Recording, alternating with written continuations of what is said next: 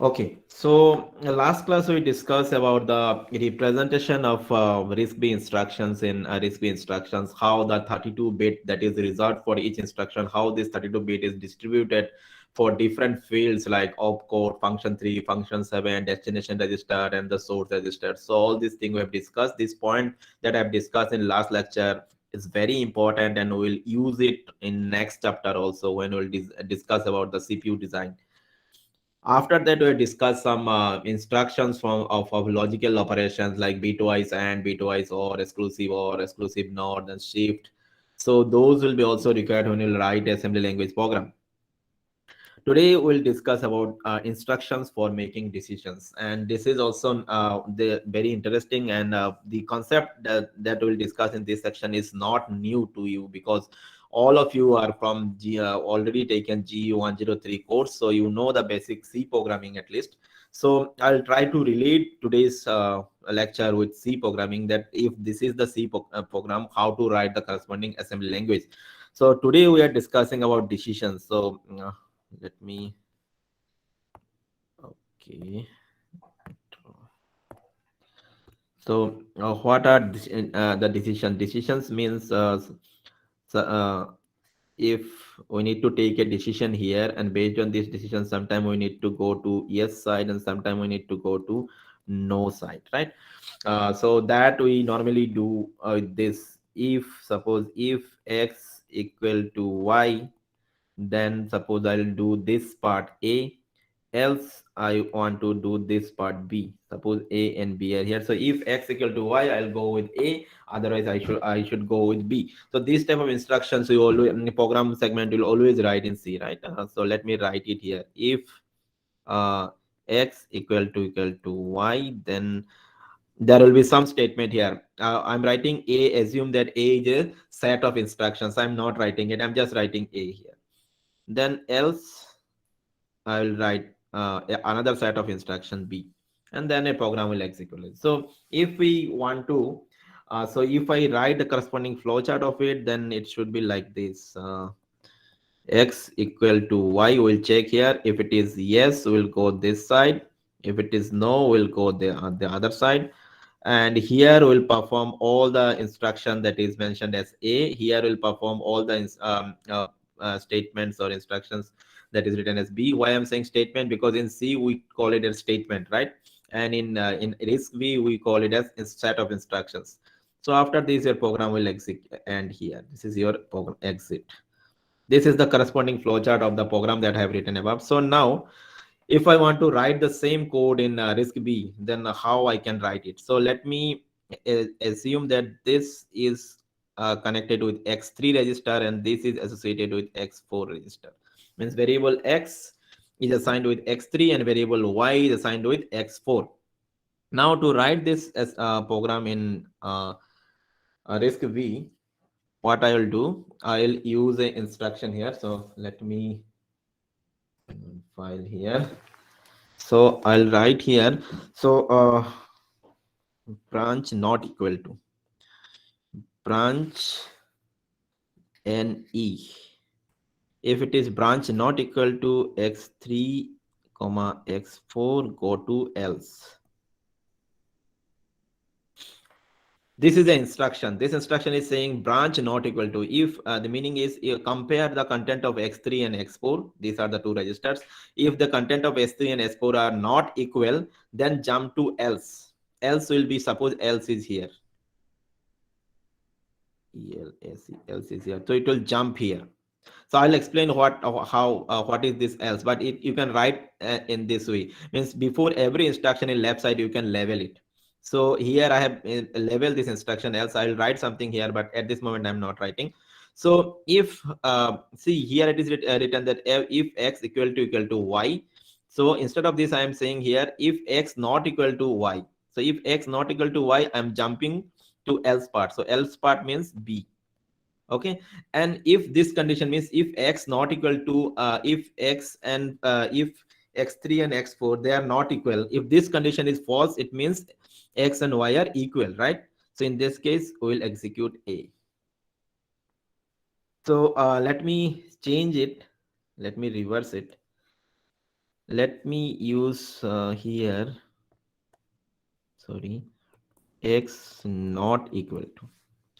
Here I am checking if x not equal to y, then go for A, otherwise go for B. Then how I will write this in here? Then I will use branch equal x3, x4, else. Okay, so here I'm saying if x3 and x4 are equal, then obviously we should not enter here, right? If you understand the C program, here it is saying if x not equal to y, then only you should execute A. So here I'm checking the reverse thing. If they are equal, it means that I should not execute A, I should execute B. So if x3 and x4 this content are equal, then I'll jump to else will be written here, suppose. So here I'll execute whatever the content written is B. Okay, and if this is true, means if this is not true, then I'll execute A. Are you understanding it? If this part is clear, if any doubt is if there is any doubt, you can ask me now. Let me check if you have any doubt. Okay, you can post your doubt here. Try to understand what I am saying. If x not equal to y, then I need to execute A, otherwise I'll execute B. So I've written it the reverse way here. Instead of writing if checking if not equal to y, I'm checking here if x and x equal to y or not. If they are equal, it means that I should jump. I should not enter in this section. So if they are equal, I'm jumping. Jumping means you will go to else part. So that's why these type of instructions are called jumping instructions. Means conditional jump, unconditional jump, or we can say branch instruction. They are branching from one instruction to another. Okay, otherwise normally what instructions we have written so far are executing one after another, right? But here you can see after executing these instructions, you may jump from this instruction to this instruction, so directly from here to here without and ignoring all the instructions between these two instructions. There is a doubt, let me check the doubt. Is L1 denoting the address of the next instruction? Where is L1? I have not written L1. I have not. Okay, L1 in the book. I'll discuss it later. I've said na, instead of L1, I have written else. I'll discuss what is else later. Now you can assume like this that any instructions you are writing, you can label the instructions, and here you can assume this is a label. Means there are you can write lot of instructions here, right? Instruction one, instruction two, instruction n in disk B. Before in left side of every instruction, you can label it like L1, L2, Ln. You can label all the instructions, and yeah, and you can jump from one instruction to another instruction using these labels. If you understand this much now, then remaining I'll explain later. Okay, so now let me write a more practical example. If x not equal to y, then do this: g equal to g plus 10, else do g equal to g plus 15. Okay, we need to do this. So assume again this is assigned with x3, this is assigned with x4 register, and there is one more variable here, g. So assume that the variable g is assigned with x10 register. So now how can we do it? So as I said here, we will use the instruction beq. See, it is written here also beq. So let me first clear what is called beq instruction. Beq instruction means compare the content of these two registers, rs1 and rs2. If the content of rs1 and rs2 are equal, then jump to this level or jump to this location L1. Okay, so I will use this again here. I need some space in left side. beq x3 comma x4, and I'll write here else. I'll jump to else if they are equal. Okay, and if they are not equal, so let me write else part here. So if they are equal, I'll jump to else part. What I need to do in else part, I need to do else this one I need to do in else part. G equal to g plus 15. So I said g is associated with register 10. So I'll write here add I x10 15. Is it clear? there are two lines still now in assembly language. Try to understand these two lines. If they are equal, then I should go to else part. So I'm checking the same thing here. If x3 and x4 are equal, I'll jump from directly to the location called else. And in else I need to execute this instruction. So this instruction means g equal to g plus constant. So I can use add I x10 comma x10 comma 15. Okay, now what about this part? What about this part? What about the if part? Normally we call this as if part and this is else part. So else part done. What about if part? If part means if x and y are not equal. So just concentrate on this instruction. If x3 and x4 are equal, then it will jump. If they are not equal, it will not jump. If it will not jump, it means that after executing this instruction, it will start executing the next instruction. So next instruction will be this. So here you will write add I x10 x10 10. Okay, and suppose here your program ends here. So this is exit. Here your program will end. Now I hope you are understanding this point now, that if this is your if part and this is your else part, but this is not completed yet. There is one more problem. One more problem here is, see, this is your assembly language program, right? If this is your assembly language program, suppose x is not equal to y. If x is not equal to y, then first line will check if x3 and x4 are equal. No, they are not equal, so it will not jump. If it will not jump, then it will go to this part and it will perform g equal to g plus 10. Okay, after this, which instruction it will execute? After this, the next instruction is this else. So it will start executing the next instruction, which should not be the case, right? Because if we relate it with the C program, either this line should be executed or this line, not the both line. But the way the three lines of assembly language you have written here, first it will check x3 and x4. If this condition is true, then it will jump. In that case, it is fine. But it is not jumping, and it is when it is going to the next instruction here, add I x10 x10 comma 10. Then after executing this instruction, it will automatically start executing the next instruction. So how to handle this? So in that case, you need to jump from here to here somehow. You need to jump from here to here. So you need a branch instruction here also. So let me use this BEQ x0 x0 exit. Try to understand what I have written here. BEQ, if the content of x0 is equal to the content of x0, then jump from here to exit directly. So obviously the content, if you are comparing the same register x0 and x0, obviously the result will be equal. And if the result is equal, then we'll jump from this point to this point. And now your code is complete. So you have to understand these points. And one more point here, I am saying why by default it will execute sequentially, because of this program counter. If you remember, I have explained that every time you fetch one, the instruction you fetch is based on program counter. Once you execute an instruction, the program counter will be incremented by +4, such that the next instruction can be fetched. So this concept will be only changed when there is a branch instruction. If, for example, if you concentrate on first branch instructions, and if in that case, if x3 and x4 this condition satisfied, then the program counter will be changed. Program counter will not be PC plus 4 next time. It will be PC plus else. PC plus else, such that it can jump.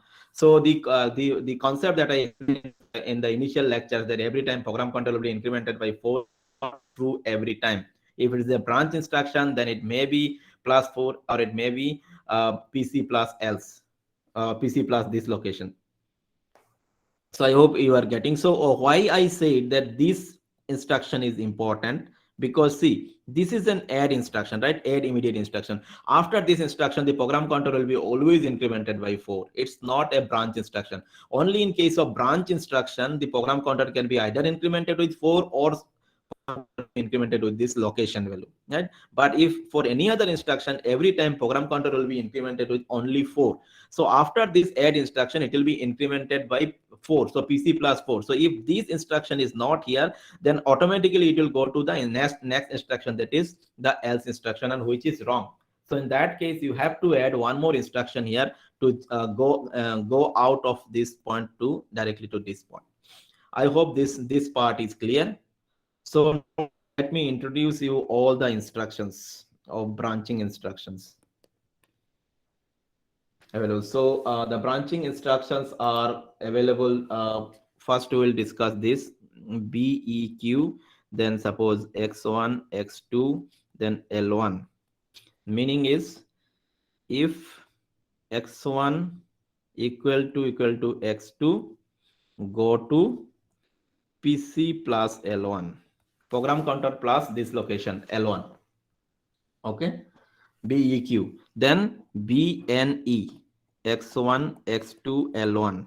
It meaning of this is if X1 not equal to X2, then go to PC plus L1, this location. Okay. And then there are some more. Branch less than X1, X2, L1, suppose. Then this is if X1 is less than X2, then go to PC plus L1. This is branch less than. Then branch greater than equal to BGE, X1, X2, L1. If X1 is greater than equal to X2, then go to PC plus L1. So these two are straightforward, but there are here there is a point. The point is if if these values are signed or unsigned. So if the values are signed values, so suppose these are the two boxes of representing signed values. Normally the boxes are of 64 bit of length because these x1 x2 all are registers, right? And these registers are 64 bits that I've already said. But to make it simple, let us assume the boxes are small of 4 bits, and in this 4 bit if I want to represent -2, then I will write this, right? This is -2. And here also if I want to represent -2, or suppose I want to represent 2, then I will write 0 0 1 0. So this is -2 and this is 2. So if we want to compare these two, that if suppose this is x1 and this is x2, and if I want to compare if x1 is less than or if less than or not, I want to compare this, then computer should understand that since it is this -2 is written here in 2's complement, it means that all the left side bits will be all bits will be 1, right? So this is actually negative number. So by checking this leftmost bit, it will realize that okay, it's a negative number because it is written in 2's complement form. So obviously this will be a negative number, and this is a positive number because it is starting with 0 0 0. It's a positive number. But if this is an unsigned number, then this is not -2. So if it is signed, then which one is bigger? This one is bigger. Obviously -2 and 2, which one is larger? 2 is larger. But if these two numbers are unsigned numbers, in that case this one is bigger, right? If I already explained you that if you want to represent signed numbers, then we represent the negative numbers in 2's complement form. So in that case 2 is bigger if we compare. But if we assume that these two numbers are unsigned numbers, then in that case the second one is the larger one. So sorry, the x1 has the larger value. So it means that when we compare two register, we need to specify that whether we are comparing a signed value or unsigned value. So here the BLT and BG are for signed values, and for the same we have two more, BLTU x1 x2 L1. I am not writing in detail. It means the same comparison but for unsigned values. Same BGEU, it is for x1 x2. This is the same comparison for unsigned values. So these are the initial branch instruction, or these are the conditional branch instructions. Branch means what? Branch means from after executing this instruction, you may jump, or you may jump from this instruction to someone else. Maybe you will not follow PC plus 4 every time. That's why these type of instructions are called branch instructions. And why it is conditional branch? Because before branching you are check a condition here, that if x1 is equal to x1 or not. So that's why these are called conditional jump branch instruction or conditional jump instructions. So that's why it is written here, see, conditional branches. So sometime I'll say branch, sometime I'll say jump. So both you have to understand the same thing, branch instructions and jump instructions. So let me remove everything. Whatever I'm writing here, it is available in the list that at the beginning of this chapter. At the beginning of this chapter, I have shown you a big table, right? So if you go back to that table, you will realize that all the instructions that I'm explaining here are written in that that place. Okay, so this basic condition jump instructions or branch instructions are clear. So now let me scroll the book. So if I scroll the book, there is an example here. Let us try to write this example in assembly language.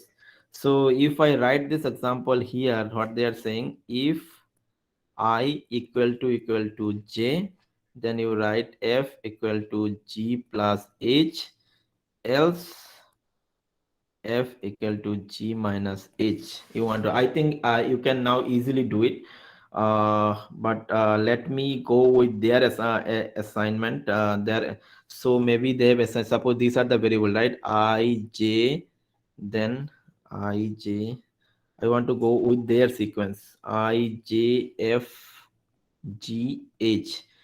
Suppose this is assigned with x19, this is assigned with x20, this is assigned with x21, x22, and x23. How can I write the assembly language code? First, I'll check here from this point. I'll start with b equal bne. I'll start with bne. Okay, bne. Then I and j are x19 and x20, right? So x19, x20, then I'll go to else, or maybe I'll write L1 here. Both are fine. I'm writing L1 here.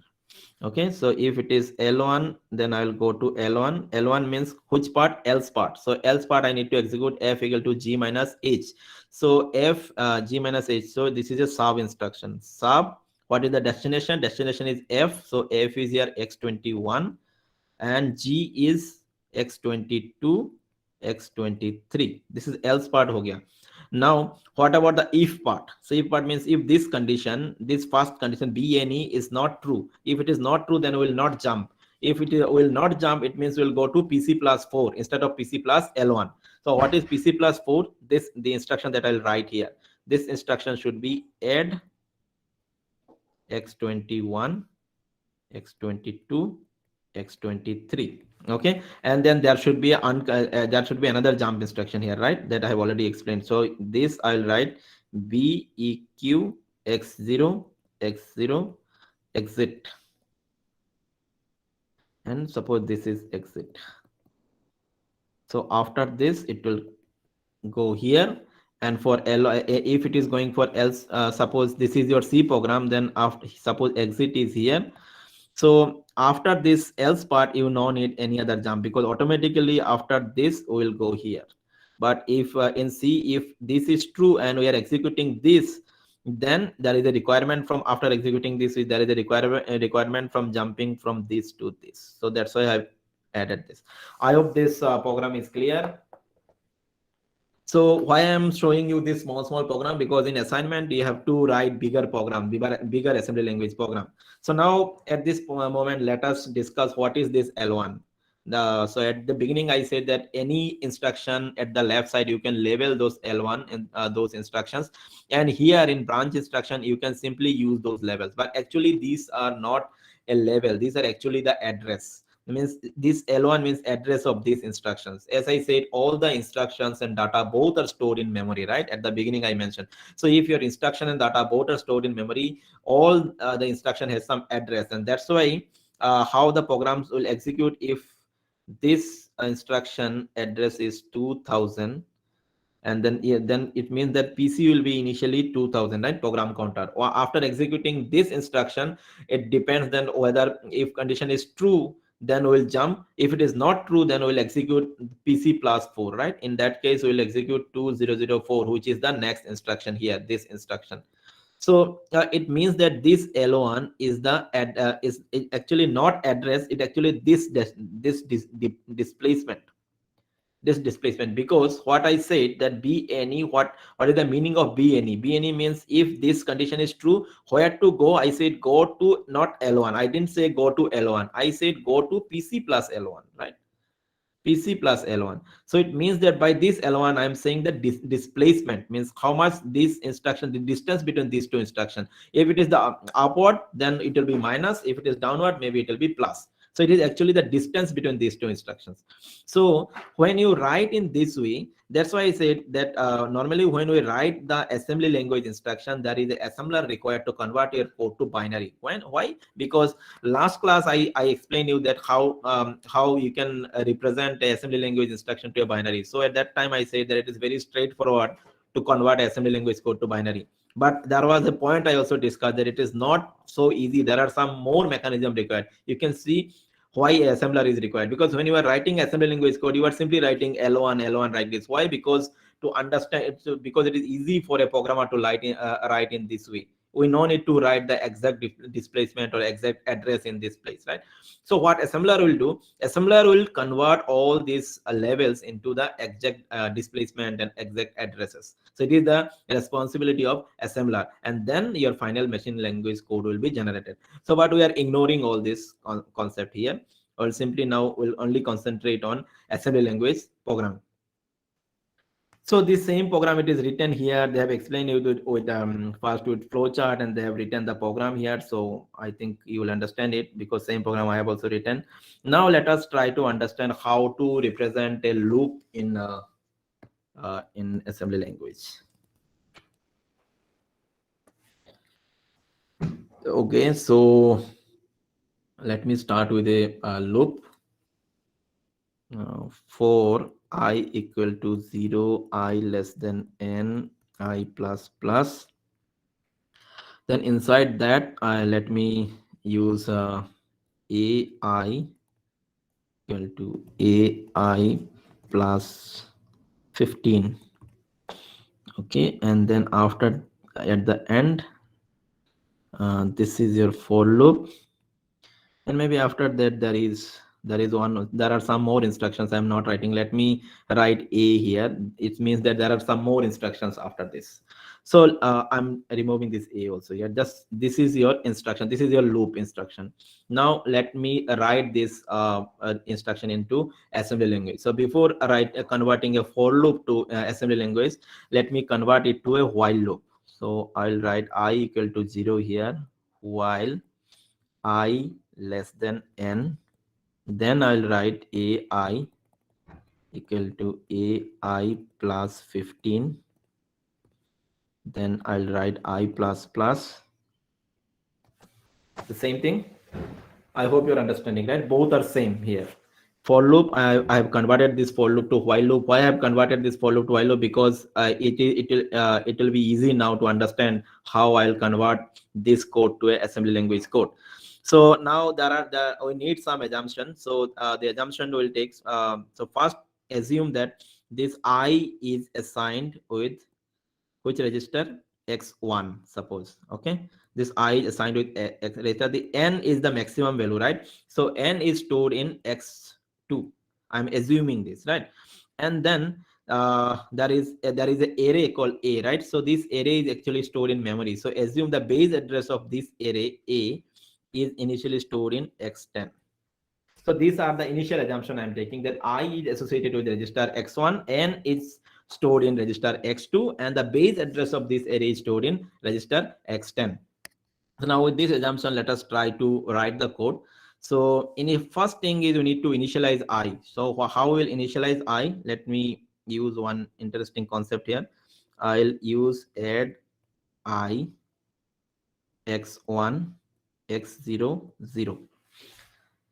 So this is if I write this instruction, then it will initialize x1 s0. Why? There is a point here I have not discussed this point yet, so in this course yet. So this point is, by default always the content of x0 is 0.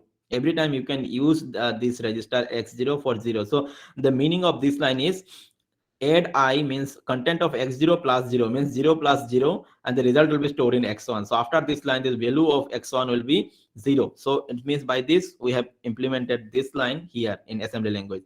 Now there is a while loop here, right? While I less than, so I'll write here branch if branch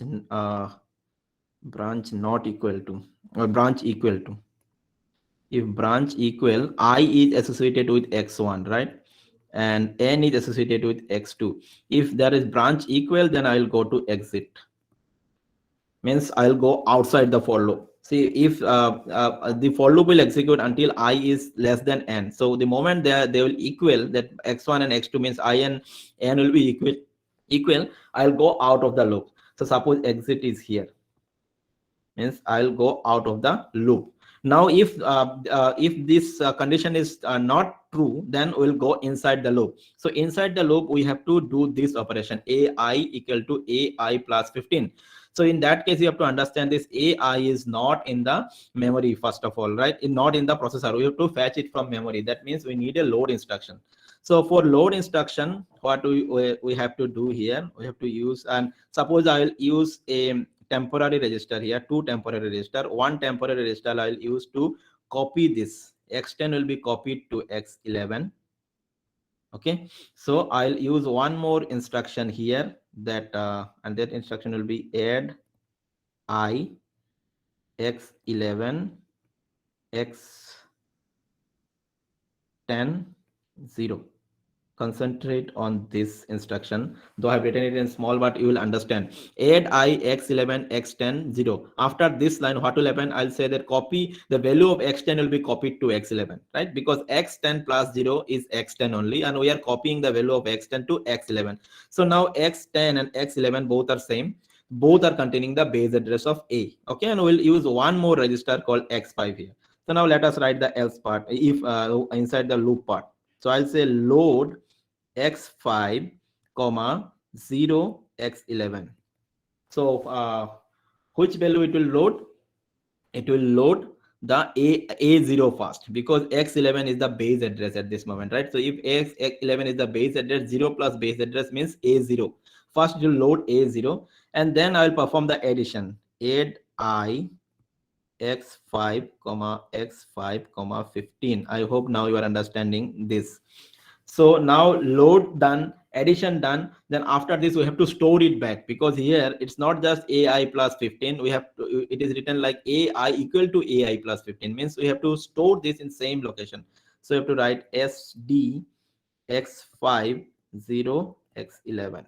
So this is done, this is done. Now we have to increment I, right? So we have to write here add I. What is I is x1 x1 x1 1.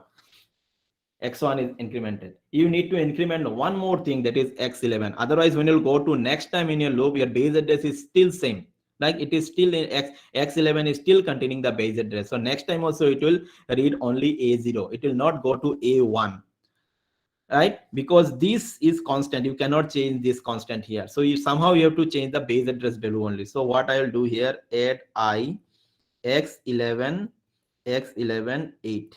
I'm assuming that every array element is a double word element, double word. So a0, if it is starting from 2000, then a1 will start from 2008, suppose. So this is actually I'm doing I plus plus, and this I am doing for incrementing the base address. So after this, sorry, there one more instruction is required here. So I'm moving exit here. After this, you need to move from here to here, right? Because this is a loop. So suppose this is called loop. So here I need BEQ x0 x0 loop. So it means that this line will always move from here to here every time, because this conditional to every time. So there will be a jump from here to here every time. So this loop will continue, and when we can come out from this loop, only when this condition will be false. When this condition will be false, will means when this condition will be if x1 and x2 become equal, then we'll come out from this and we'll go outside this loop, which is the exit statement. So in this way you can convert this this for loop into this while loop, and ultimately this while loop into the corresponding assembly language code. So at this moment, if you have any doubt, you can ask. Let me check. One more store instruction for incrementing I is also required. Store instruction is not required for incrementing I, because I am already assuming that I is located in a variable. If I assume that I is not, sorry, I am, see here I am assuming that I and n are already assigned to some register. If I assume that initially that I and n are stored in some memory location, then we need a load instruction to load it. A store instruction is not required. We have not declared I. So, see, those are not required here because I'm assuming obviously this is not a standard C program, right? We need to declare it whether it is integer or floating point. But try to ignore all this. I hope you are understanding this code, right? Obviously, this will not run, so I'm ignoring all this part. I have not declared this variable is integer or float. You can ignore this part. My main intention were if this is your code, how can you convert it to the assembly language? I you cannot write. Should it be load x5 I you cannot write because this point is always for a constant. You cannot use a variable here. Means what is the variable in assembly language? The variable in assembly language are registers, right? So you cannot write load x5 comma x5 x register comma register. You cannot write like this. This is not allowed here. In this place you can only write a constant, a 12-bit constant, right? I have explained this is I type instruction. So that's why you cannot use any variable here. Can we load x5 before loop and remove load? No, you cannot load, right? See, this load in every iteration, I hope you know what is called iteration from C, right? Every time you execute this multiple times is called iteration. So in every iteration this load is loading different values, not the same value. First time it is loading a0, next time it is loading a1, next time it is loading a2. So you cannot move this instruction outside the for loop.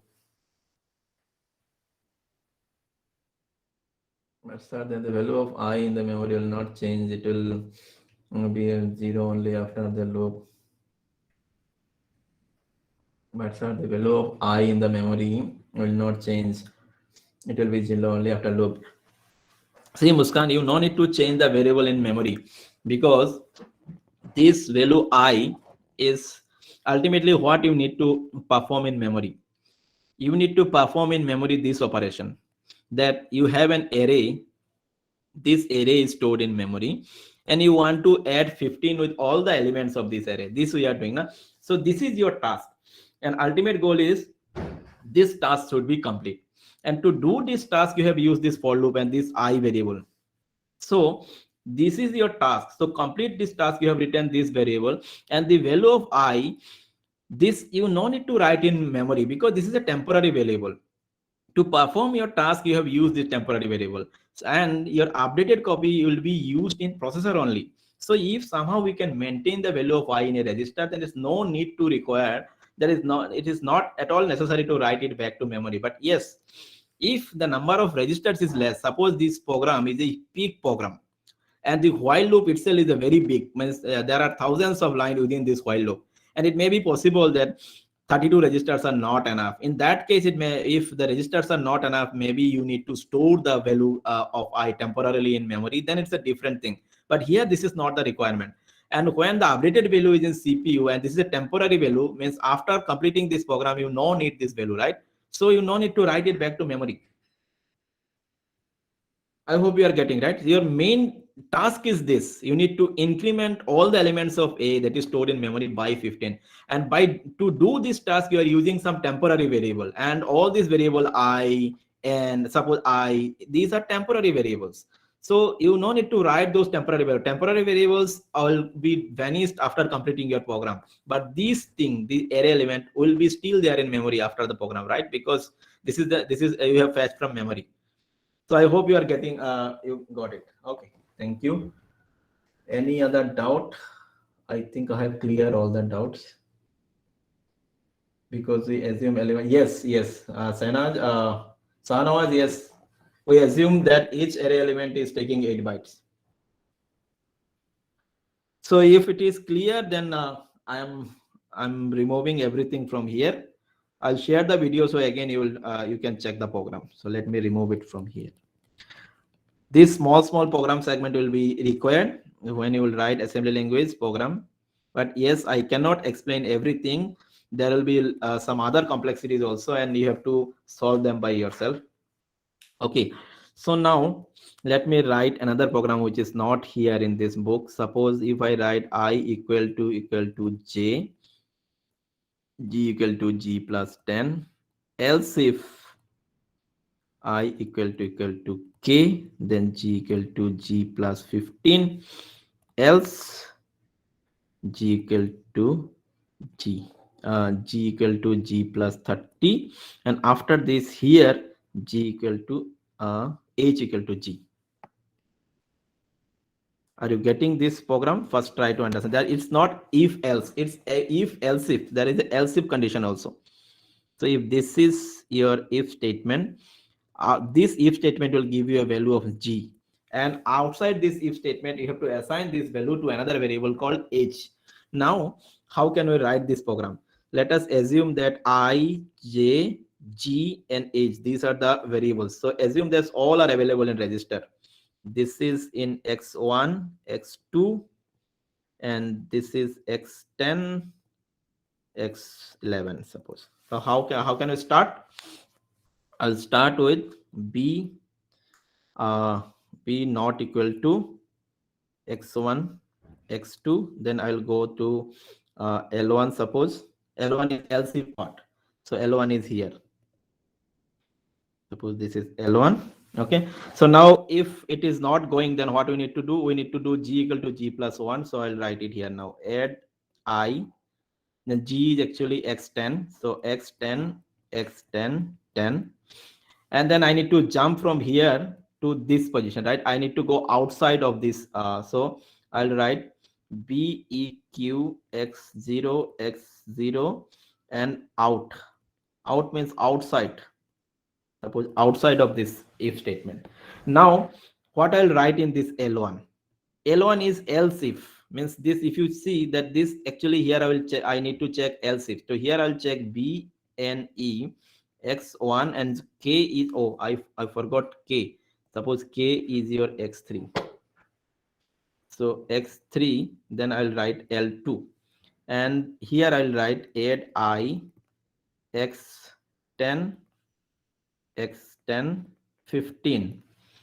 Then again there will be beq x0, x0 out, and then L2 will be here, and L2 is simply this instruction. So here it will be add I, x10, x10, 30.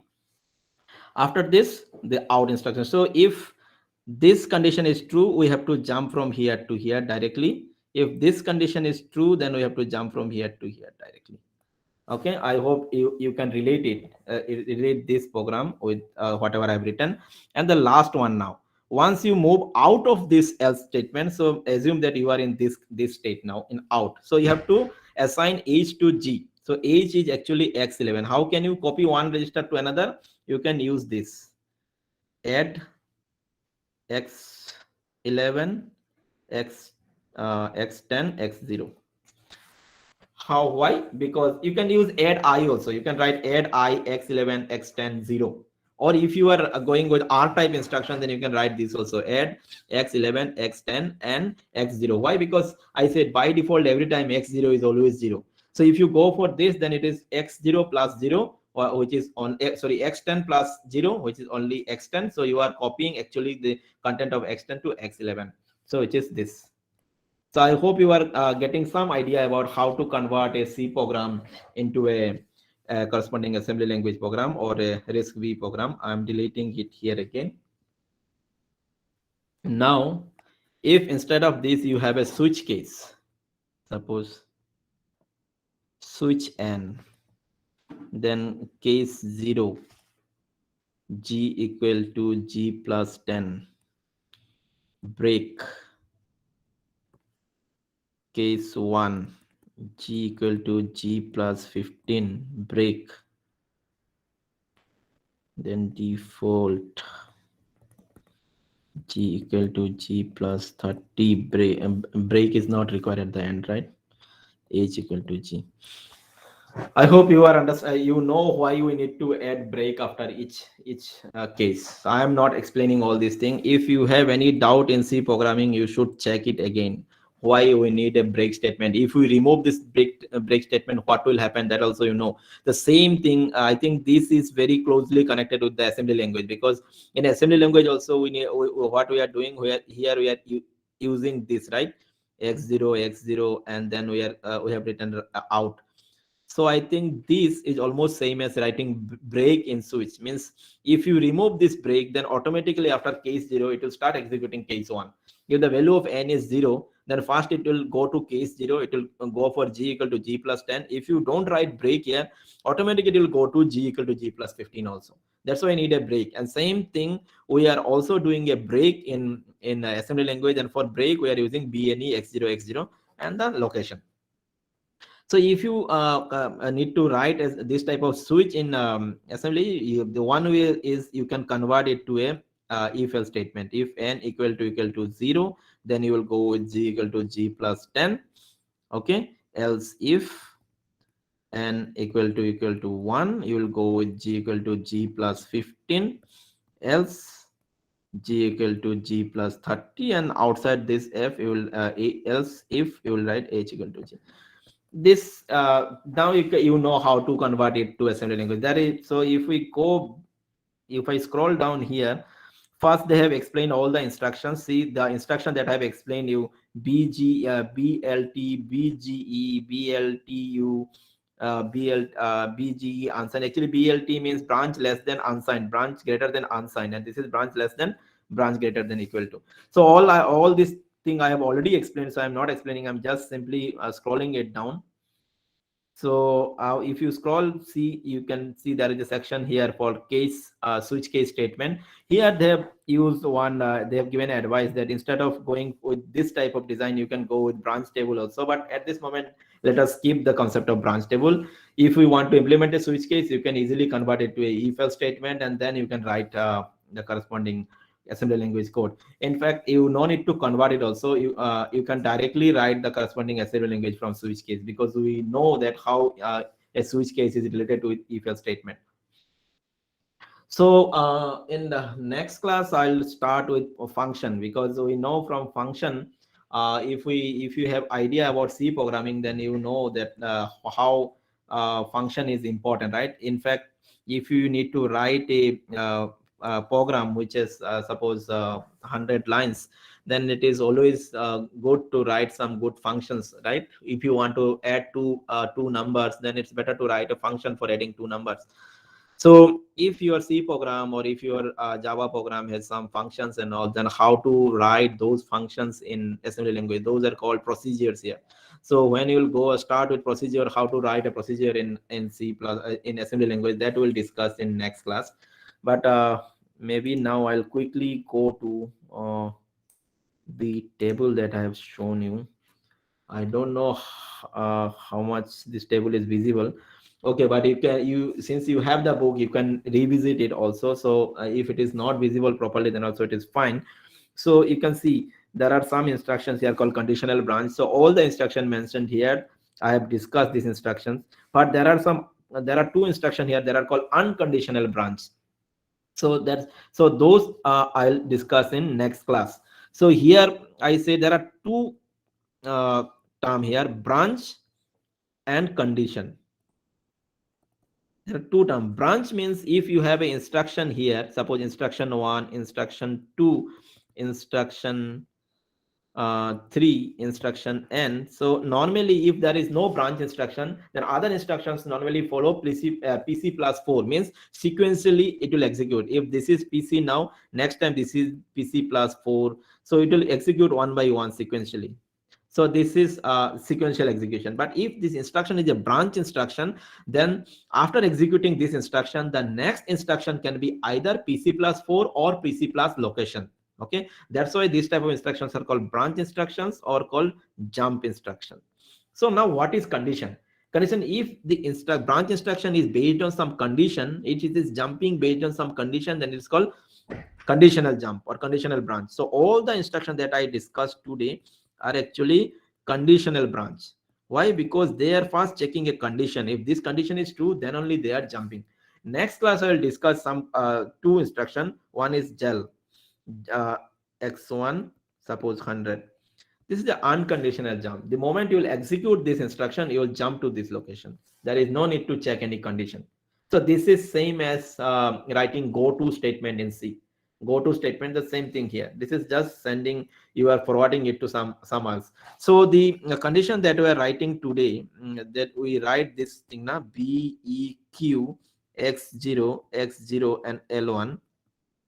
Instead of this, we can write a unconditional jump instruction also. Why? Because here every time this condition will be true. So ultimately here, by writing this, we are trying to implement go to l1 only, right? Go to l1 that is available in C. So actually the but why we use beq? Because I don't want to introduce the unconditional jump today. And in the book is also written in same fashion, that they want to make the content easier. That's why when we are first we discuss this instruction only, conditional jump. That's why I don't want to wanted to introduce unconditional. That's why you use this. But instead of this, we can also use jump and link instruction. So that I will discuss in next lecture. So I'm stopping this lecture here. So you can see next will be the procedure. I think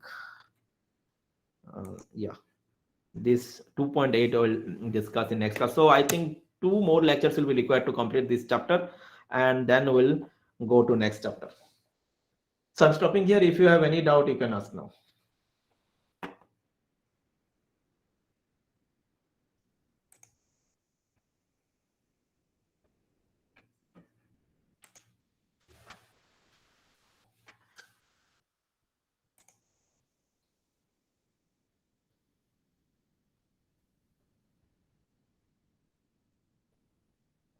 Okay, I think there is no more doubts. If you face any problem to understand these lectures, you can send me email also, and you can post your doubt in Google Classroom also later. Okay, so let me stop presenting, and also I'll stop recording now.